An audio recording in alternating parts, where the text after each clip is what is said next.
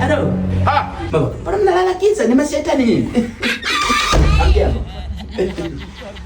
Mama wewe. Hata kama kazo si mnaona hata nini?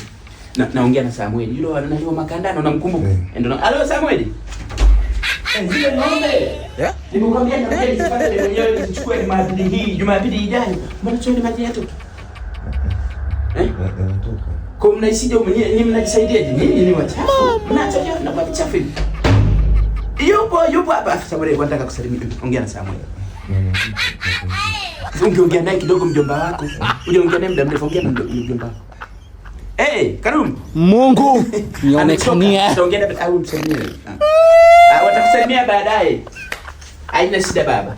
Ng'ombe kwa Jumapili nazirudia mimi mwenyewe. Jamani mimi naomba dunia. Nije mimi peke yangu. Hapana, tutakuja wote. Sasa tumesikia Samuel amechokisema. Anataka twende Dalili pale. Anataka twende Zion Restaurant tukale kisinia cha watu hao. Cha watu 4. Ila sasa kwa sababu nyinyi tuko watatu, utatafuta mwenzio mwingine mmoja tuwe 4. Mama ni usiku Nilikuwa namwambia kwamba tunaenda Zion pale. Sasa haina shida. Basi tutakuja naye.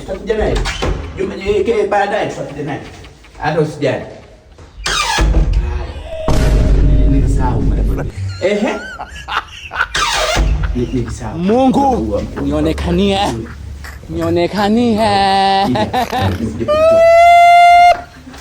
Kwa hiyo sasa haina shida.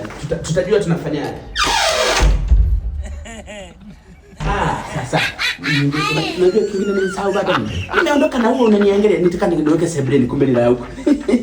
Baba, tunaendelea kwa. Haya, haina shida. Tutajua tunafanyaje.